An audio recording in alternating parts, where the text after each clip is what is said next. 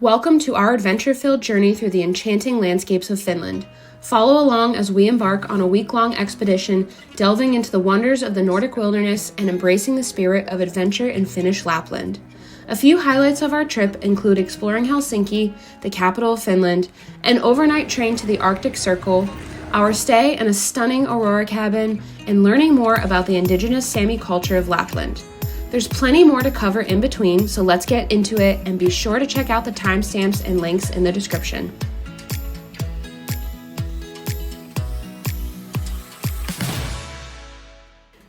Day one is all about getting to Finland. We booked a direct flight from our home city of Dublin, Ireland into Helsinki. The flight was just under 3 hours and less than 200 euros a person. As we took off, we had these incredible views of the Irish countryside. I will never get sick of seeing these. I love it so much. But this story is about Finland. On the flight, they served us this blueberry juice, which we knew was a typical Finnish refreshment, but we did not know how much of it we would be drinking over the next week. Finally, we broke through the clouds and saw all of the snow. We were so excited. And when we got to the airport, there is a train that takes you directly from the Helsinki airport into city center. It is such a great way to get into the city if you're flying in.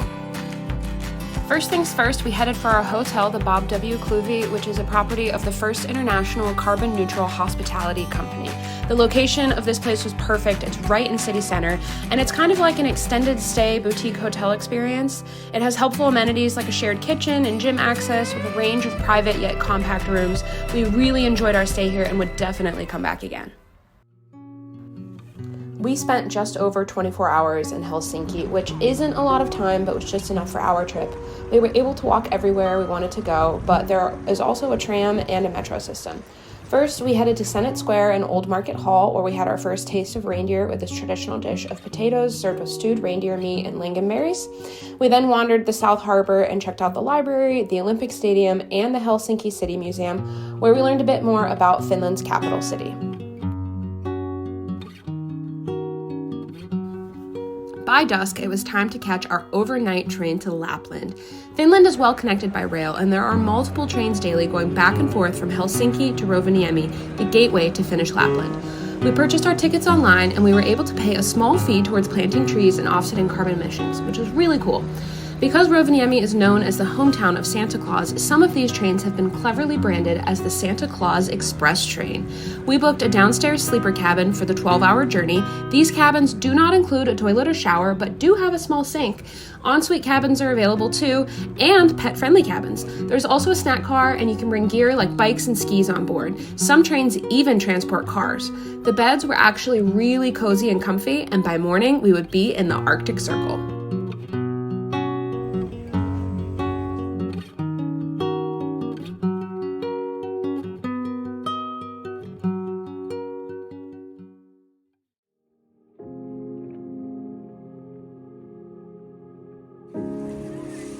By morning, we had arrived in Rovaniemi, located on the Arctic Circle and known as the gateway town to Finnish Lapland. We'll come back to Rovaniemi at the end of the week to explore more, but for now, we'll hop on a bus to continue another 250 kilometers north to reach our final destination.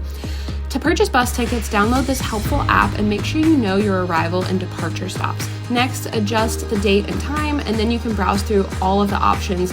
There are several trips each day between Rovaniemi and Igloos, which is way up there. So similar to the train, we were able to choose from a few options here that best fit our schedule. I will say we were a little confused about where to get the bus when we got to Rovaniemi because the ticket had one address on it, but then it turned out that we could just hop on at the train station. So it all worked out fine, and either way, we found the bus to be a fast, safe, scenic, and green way to get to where we were going.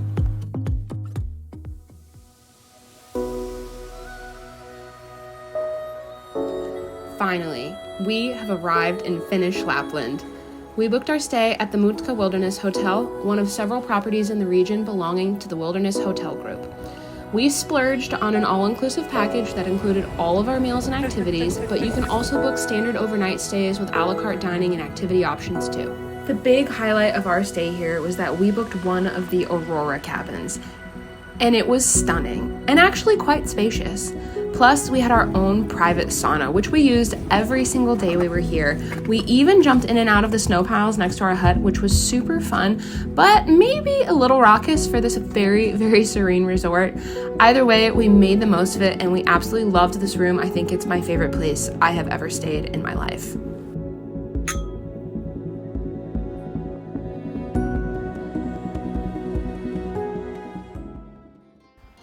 Time for our first full day in Lapland. Now, we did bring some of our own winter gear, but the resort also provided these awesome snowsuits and other winter accessories to ensure guests were comfortable no matter the weather.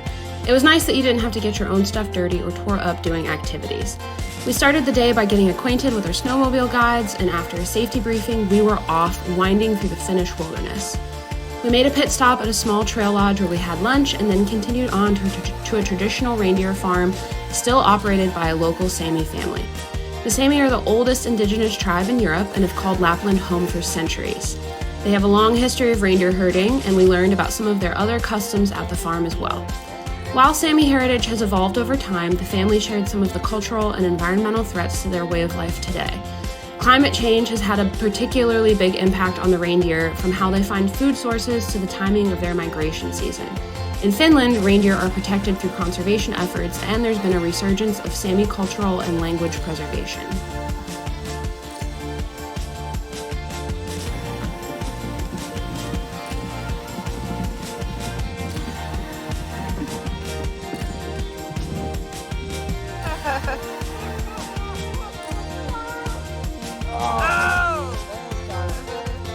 After our visit to the reindeer farm, we headed back to the resort base camp. At nightfall, we took snowmobile sleds to a nearby clearing where we kept a keen eye out for the Aurora.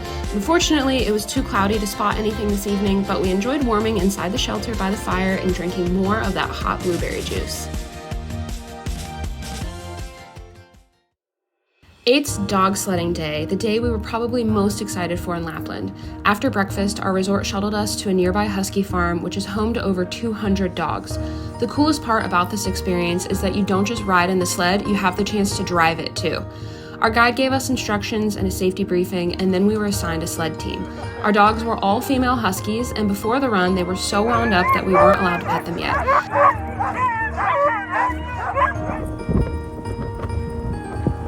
The most astounding thing is how the dogs immediately fell silent once they started running. The trails were so scenic, and this particular day, the bluish hues of the sky over the snow-hushed wilderness was mesmerizing. After the run, we gave our team lots of well-deserved love, and then we warmed up by the fire with, you guessed it, more hot juice.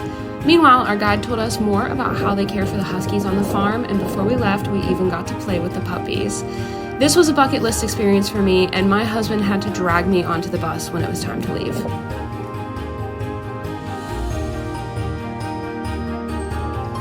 Later that night, we went Aurora hunting on snowmobiles. The clear night revealed a gorgeous moonrise, but still no luck with the northern lights.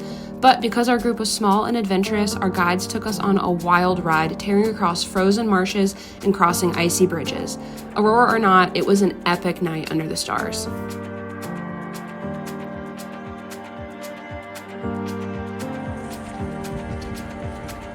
Our last full day at the Muotka resort was packed with outdoor activities. In the morning, we went on a guided snowshoe hike. Our friendly guides told us all about the Lappish wilderness, identifying tracks in snow and helping us up when one of us lost our balance in the deep snow, which was fairly often. In the afternoon, we worked up a bit of a sweat Nordic skiing. Lapland is full of well-maintained trails, and as a person with knee problems, I found this to be a safe and enjoyable version of the more extreme downhill cousin.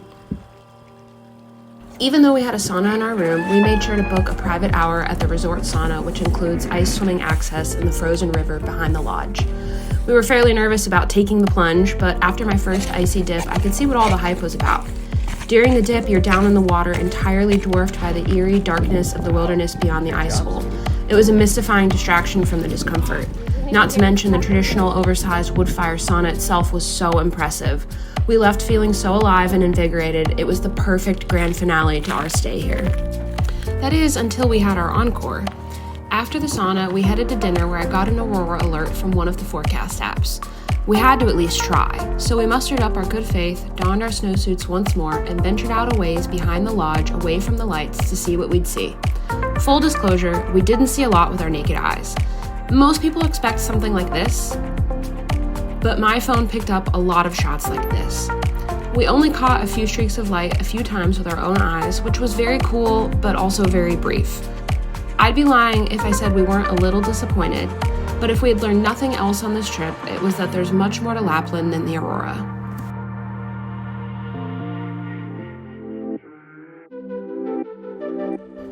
On our last day in Finland, it was time to check out of our lovely little Aurora cabin and head back to Rovaniemi. I was devastated to be leaving and obviously made our departure as difficult as possible for everyone involved. We took the 3-hour bus ride back down to the Arctic Circle and set about exploring for one last afternoon. I wish we would have had more time to explore the Arktikum Museum, Science, and Cultural Center, where visitors can learn more about the history and geology of Finland and its native people. We at least had time to explore this exhibit showcasing Christian confirmation customs within Sami culture. The exhibition featured captivating photographs, textiles, and displays presenting the blend of Christian and Indigenous beliefs among contemporary Sami communities.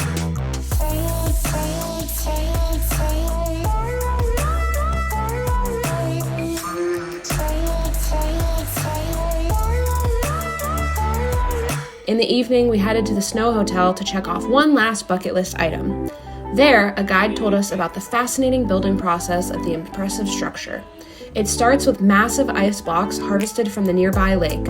Large molds are used to essentially create gigantic building blocks, and in one part of the hotel, they even use an enormous inflated balloon as a mold and spray it with water until it freezes. Then, a team of talented artists hand-carve every detail, and the themes and designs change each year. We got a kick out of the ice bar, where you can smash your frozen glasses and plates against the wall, and we made sure to check out the snow sauna, the only one of its kind in the world, which has walls made of snow instead of wood. The steam room lasts for roughly 60 uses before it has to be retired. And if you're wondering about sleeping arrangements, the hotel provides insulated shelves for overnight guests, who can also opt out for a warmer room if they get too cold. After our visit, I have to say I was very glad to return to our warm and cozy bed indoors back in Rovaniemi.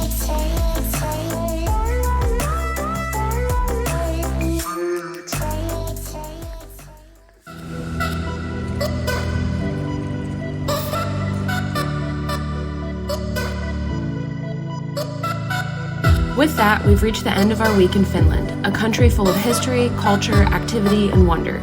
We came for the Northern Lights, but we wanted to stay for everything else.